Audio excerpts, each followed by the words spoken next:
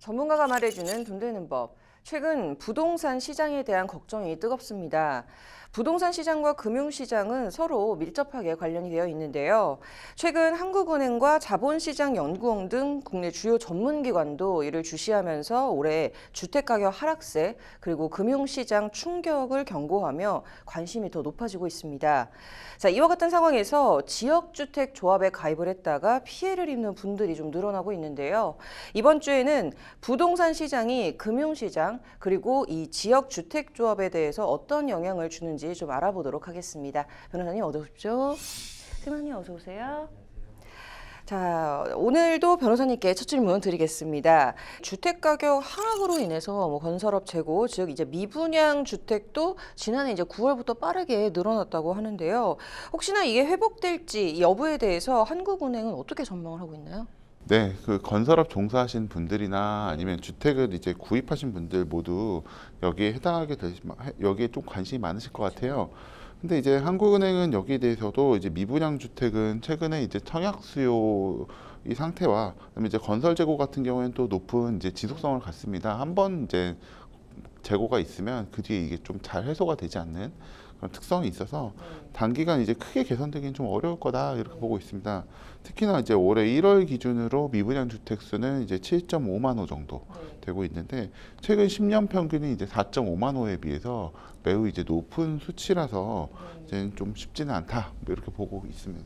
네, 특히나 올해 기준으로 봤을 때 정말 차이가 좀 많이 나는 것 같습니다. 미분양 주택 적체는 건설업뿐만이 아니라 부동산업, 인테리어업 등 이런 연관된 산업의 생산 및 고용 등에 좀 전반적으로 이제 영향을 미칠 것 같은데요. 자, 이에 따라 우리 금융시장에서도 이 부동산 시장 변화에 따른 좀 금융시장에도 어떤 영향을 미치는지에 대한 관심도 좀 뜨겁습니다.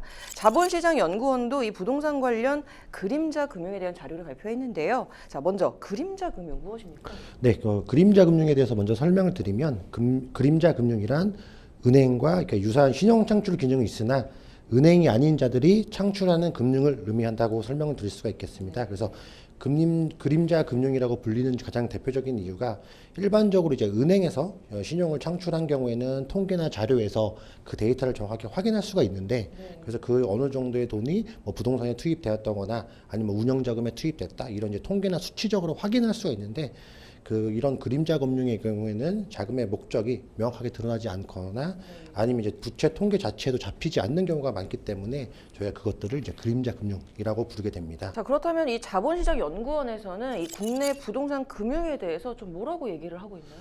네, 우선 이제 자본시장연구원은 아무래도 이제 국내 그림자 금융이 2014년도부터 연평균 17.8%나 성장을 하였으나 같은 기간에 은행 대출 잔액이 약 7.2% 증가를 한 것에 대조적으로 이제 크게 높게 좀 증가하고 있다라고 평가를 하고 있습니다.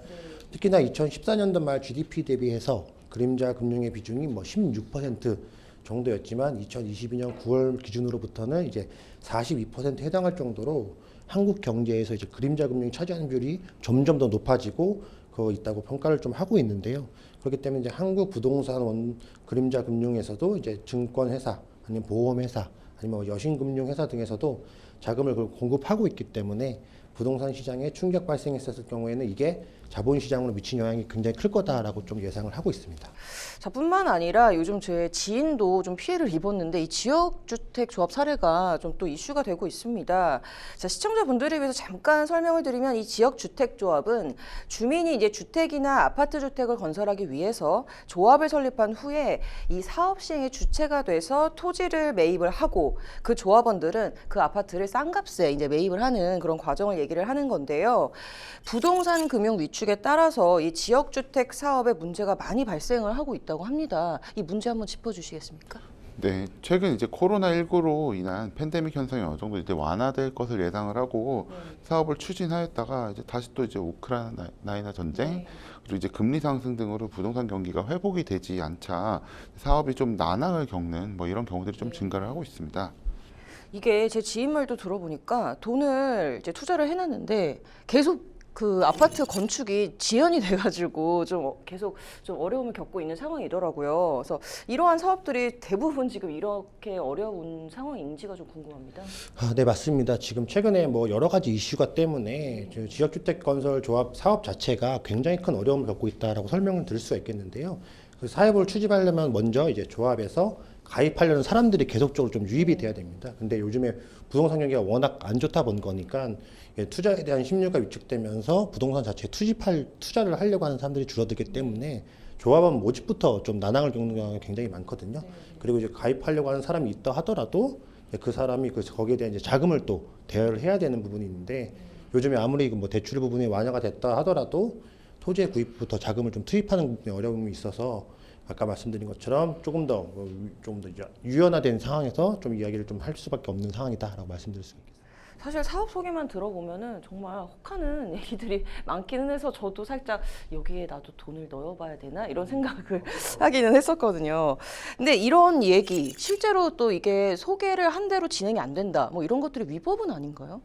네, 그 대법원 이제 판례가 하나 있는데 2004다 17924 판결, 뭐 요 판결에 따르면 이제 지역주택조합의 이제 법적 성격은 우선은 비법인 사단이다라고 돼 있는데 이제 아까 그런 이야기들이 이제 과연 비법인 사단이 할 수 있는 거냐 또는 비법인 사단이라는 또 조직이기 때문에 그러면 내가 어느 층에 어느 사람한테는 로열층에 뭐 어딜 주겠다 뭐 이런 약정을 이제 이 비법인 사단이 할 수 있는 거냐 근데 조직이니까 이제 거기서 뭐 절차도 있고 뭐도 있고 뭐 여러 가지가 있겠죠.